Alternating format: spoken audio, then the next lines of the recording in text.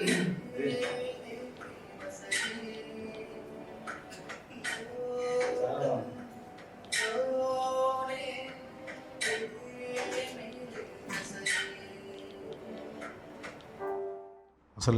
గుండె ఒకసారి బరువెక్కిపోయింది. పాట వింటూ చూస్తూ ఆ లోతుల్లోకి వెళ్ళిపోతే అసలు లాగైపోయింది శరీరం అంతా, హృదయం అంతా. చాలా చాలా చాలా రోజుల తర్వాత మళ్ళీ ఒక మంచి అనుభూతి కలిగింది.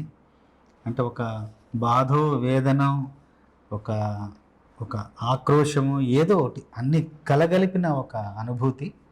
చాలా చాలా బాగుంది పాట.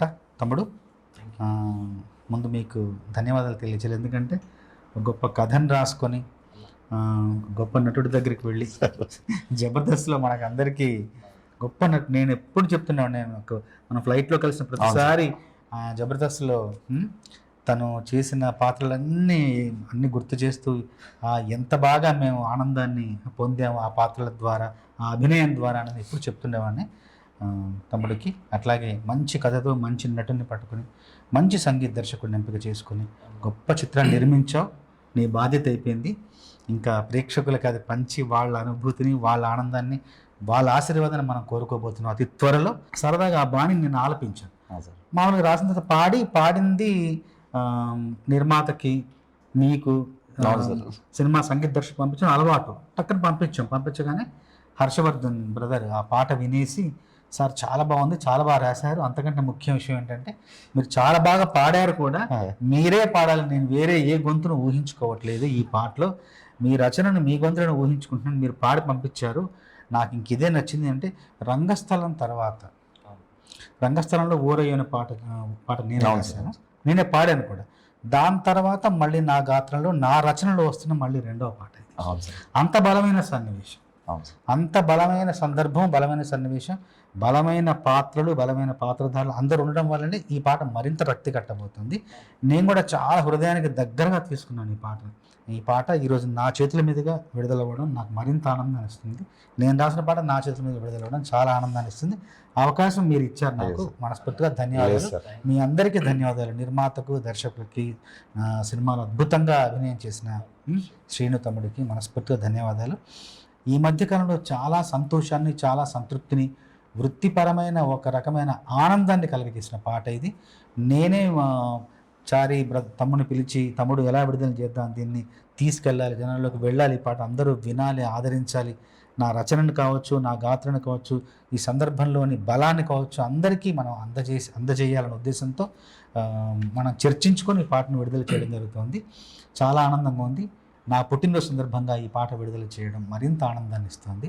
చాలా చాలా హ్యాపీగా ఉంది. ఎందుకంటే మేము అడిగిన వెంటనే సార్ ఆ టైం ఇచ్చి, మేము కలిసి ఒక అవకాశం ఇచ్చి, ఒక చిన్న సినిమా అని ఏమీ లేకుండా ఆయన ఒక పెద్ద సినిమాలకి, పెద్ద ప్రొడక్షన్కి ఏదైతే ఎంత ఎఫర్ట్ పెడతారో యాజ్ ఇట్ ఈజ్గా దాంట్లో ప్రేమ కానీ, ఆ రిసీవింగ్ కానీ ఏమాత్రం తగ్గకుండా ఆయన సమయాన్ని ఇచ్చి మమ్మల్ని ఈ సినిమాకి ఇంత ప్రేమ చూపించి మా మీద ఇంత ఆశీస్సులు ఇచ్చినందుకు సార్ మనస్ఫూర్తిగా sir thank you so much sir. Thank you so much sir. Thank you so much sir.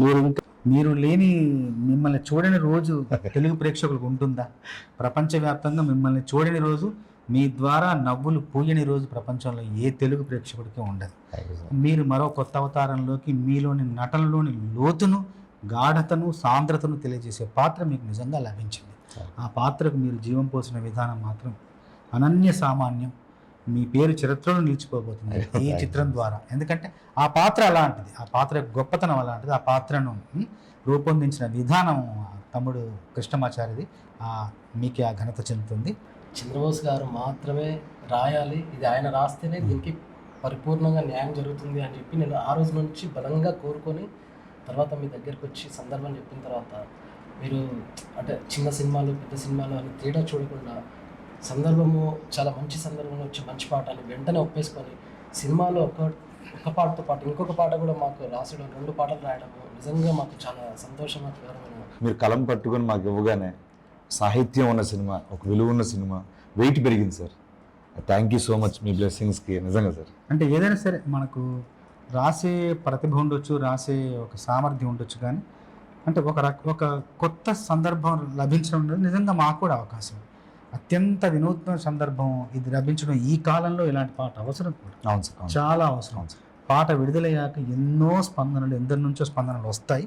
ఖచ్చితంగా ఇలాంటి ఈ కాలంలో ఈ తరంలో ఈ వేగంలో ఈ పాట అవసరంగా భావిస్తున్నాను.